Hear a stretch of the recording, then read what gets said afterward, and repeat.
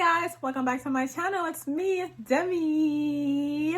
Welcome back to another ranting video. These rants are very special to me. They're very intimate to me because I share personal things about my life. I share my thoughts and feelings and how everything has shaped me to become the person who I am. So make sure you're subscribed to my channel, because if you're watching my rant videos, I need you to be subscribed to my channel. Like, I'm pouring my heart and my soul into these videos, okay? The least you can do is subscribe. Do it now. I'm waiting for you. Anyway, I wanted to update you guys on my whole credit card situation. I told you guys I was trying to pay them off. So right now I actively have 4 credit cards. I have my Amazon card, I have my Discover card, my Capital One card, and my Apple card. I have successfully paid off my Capital One card. So your girl is making progress. Once these cards are paid off, your girl is going shopping. Like, I can't wait to do a vlog of us going shopping because I really want a new wardrobe. Speaking of my wardrobe, this jilbab is from Shams Abayas. In my first rant video, I wore a jilbab. My second one, I wore a jilbab. So I think for every rant video, I'm going to be wearing a jilbab set. It's from Shams Abayas. I'll put the details in the description box so you guys can shop there. Anyways, let's get into the ranting, honey. Honestly, I really didn't have much to say this week, so I posted on Instagram, oh, what do you guys want to hear about? What do you guys want to know about? Ever since I became Muslim, people are always asking me, oh, that means you're okay with being a co-wife and you're okay with your husband having up to 4 wives. Okay, so first off, let me just say this. I'm not married. I have no husband. The husband in question does not exist, so I'm not married. So I don't know why people feel the need to keep asking me about this husband that I do not have. Like, I feel like everything is person to person, situation to situation, case by case. Like, there's not a one size fit all thing for anybody. Yes, Muslim men are able to have up to 4 wives in Islam. Yes, it's a thing. It works out for some people. It doesn't work out for other people. My personal view on it, though, I didn't become Muslim with the idea that, yes, I'm 100%, I'm doing this because I want my husband to have multiple wives. Like, I didn't become Muslim because I want that. I don't think men become Muslim because they're like, okay, I want to become Muslim because I want multiple wives. That's not a thing. And people try to make it a thing, and it's really not. And if it's a thing amongst some people, doesn't mean that it's a thing amongst all people, because 4 wives is a lot to handle, especially when you're not doing it properly. And especially when they have all different personalities. And so it would seem very hard. So if I was a man, I would not want to personally have 4 wives. But for me, I wouldn't want to be a co-wife. I wouldn't want my husband to take a second or third or fourth wife. I wouldn't want to be a second wife. If you guys watch my last 2 rant videos, you know I struggle with love and being loved and all that kind of stuff. So the idea of having to finally find a man that I want to marry and have a family with, and then to share, why would I want to share my man? Like, why would I want to do that? Like, and I feel like people who aren't as emotional as me, it will be easier for them to do that because some people just aren't emotional beings. There's some women who aren't emotional and they aren't as sensitive as I am. I feel like I'm someone who's highly sensitive and highly emotional, so I wouldn't necessarily want to share my man. A man can marry up to 4 wives, but those wives are supposed to be treated equally. And I just feel like it would be impossible. I mean, I'm sure people do it. People do it. I'm not saying that it's nearly impossible, but I feel like for me, my personal viewpoint on it, I feel like it's impossible to treat 2 women the same, let alone 4. Like, you get me? I feel like there's always going to be some type of favoritism. And I feel like I'm too emotional for this. Like, you bought her a bag, I want a bag.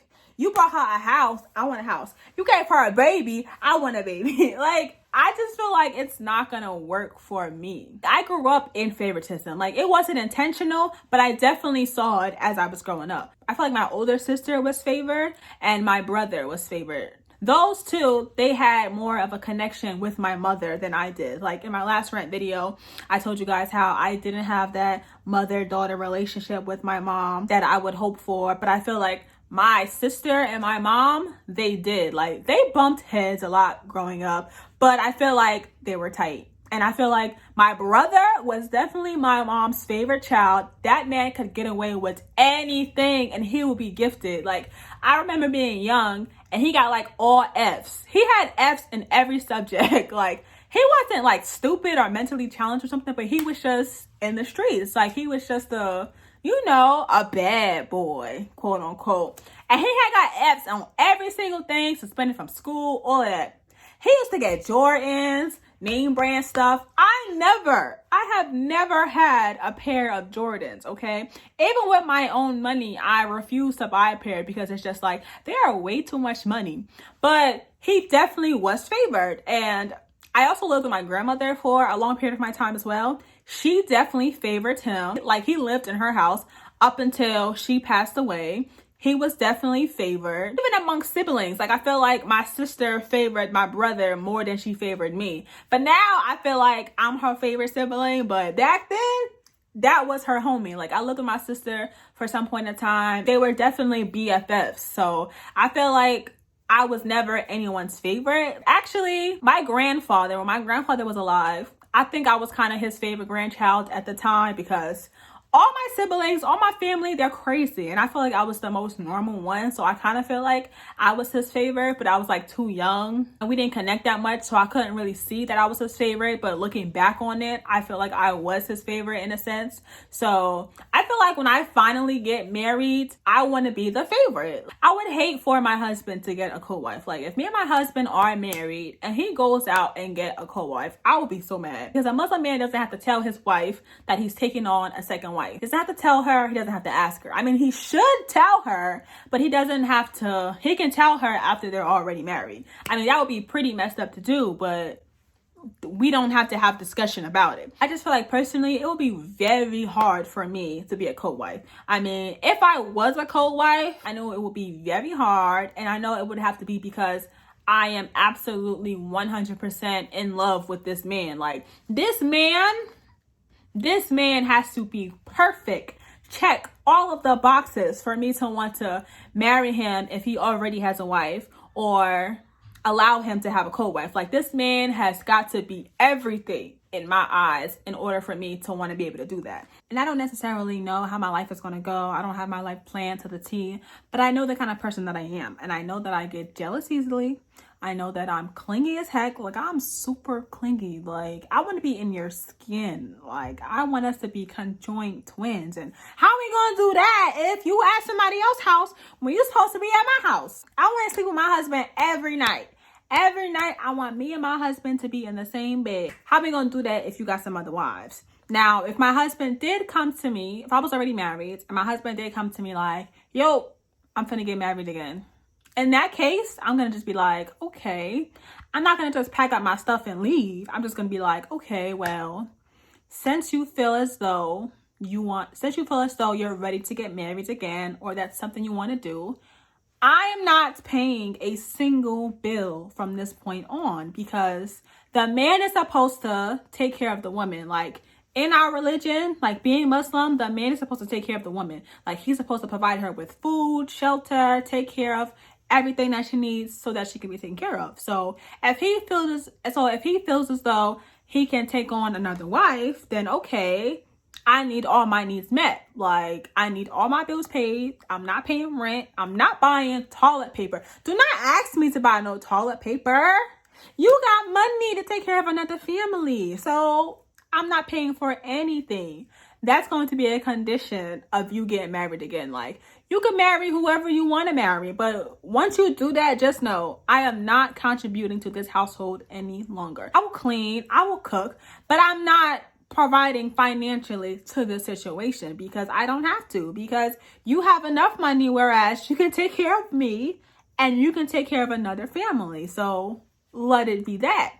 And as far as me coming into someone else's marriage, like as the co-wife, as the second wife, I can't have that same luxury. Like, oh, well, I guess I can, because it's just like, oh, you want to marry me, but ain't you already married?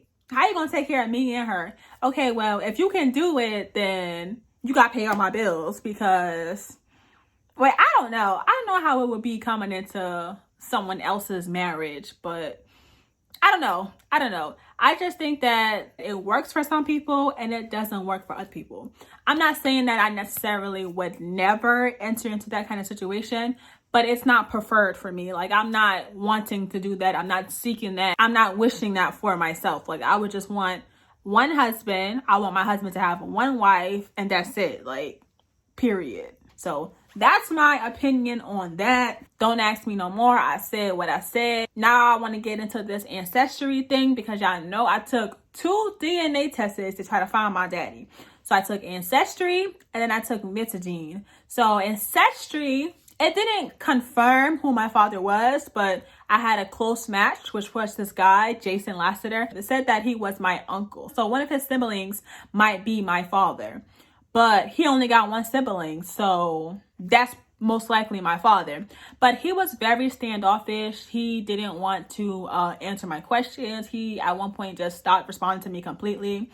My whole thing is, people take these ancestry tests and they don't respond to the people who message them. It's very, very aggravating. If you have ever taken an ancestry test, please check the box no that says that you don't want to be contacted by anybody. So some people are taking it just to see their genetic makeup, but other people like me are taking it to find another side of their family.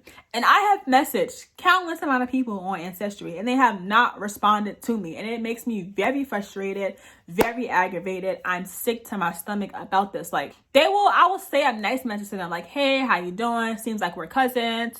I would love to get to know you. And then they would respond. And then I would like kind of tell them a little bit about why I'm on the side. And then that's it. They won't say anything else. And it's just like, why are y'all like this? Like, I don't understand. What's it to you to give me a little bit of information to find my father? Like, don't I have the right to know who my father is? So Jason gave me a little bit of information about Antoine. He told me he lived in Maryland. He told me his age, all of that. So from that, I searched him up on the internet to see what I could find. And I found that he actually has a property in Maryland. So I was thinking, what do you guys think about this?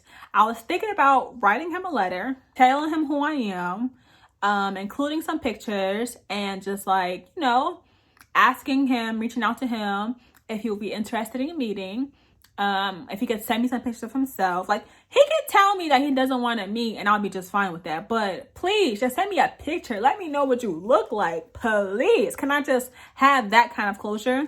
So yeah, I was thinking about writing him a letter and just telling him about myself and why I'm reaching out to him and everything like that, and see if he responds. Because if he don't, I'm pulling up. I got the address. Listen, I have family in Maryland, okay? So I have an aunt. She's like the sweetest lady in the world, my Aunt Charlotte. She is so freaking sweet. And I have some cousins out there too. And those my homies, all right? Like, those my A1s, day ones. Like, those my homies. So I was thinking about, like, next time I go visit them, his house is actually an hour away from where they live. So I was thinking about going there with my cousins and knocking on his door. Like, what's up? Are you Antoine Lassiter? I'm your daughter. I'm your daughter. I'm your daughter. So what y'all think about that? Tell me what y'all think about that. I mean, I would have, like, I really wanted to just go there and knock on his door, like, from the get-go. But I'm like, let me just write a letter first and see if I get a response from the letter. And let's see how it goes from there. I really just wanted to knock on his door, but I felt like that was like way too dangerous. But of course I wouldn't go alone, you get me? So I'm gonna write the letter and I'm gonna put some things in it. Put in the comments, which I think I should put in the letter, what to say, all that jazzy stuff, because I want to write him a letter and I want to see if he responds. First of all, it's probably not even him. He probably don't even have no brother named Jason Lassiter. So I just need to know. Like, you ever just wanted to know something so bad and you're like this close to finding out, but you just need a little bit of more evidence to solidify everything? That's how close I am. Like, I need to know. I need to send him this letter. I need to see if he's going to respond. And if he does respond, I will be like ecstatic. I will tell you guys everything about what he says. I will read the letter that he sends back to me on camera. Like, that's how excited I am. If he doesn't respond, I'm gonna pull up. Like, simple as that. I'm gonna pull up with my gangster cousins and we finna see what's up, because you're not finna leave me on red. You already left me on red for however many years I am. Granted, he probably might not know that my mom got pregnant. It might have been a one night stand. It might have been this. It might have been that. But I have to know. I really have to know. So that's what I'm gonna do. I'm gonna write the letter probably in the upcoming weeks. Like, on my next rant, maybe I'll tell y'all what I wrote in the letter. So by next week, I should have the letter written out. So definitely leave in the comments which I think I should put in the letter, because I'm writing you a 4-page letter. So yeah, that's all I gotta say this week. But yeah, let me know what I want to hear about, what I want to talk about, what I want to discuss. I would love to make y'all dreams come true and talk about whatever y'all want me to talk about. But thank you guys so much for subscribing. Thank you for watching this weekly rant, and I'll see you in the next one. Bye.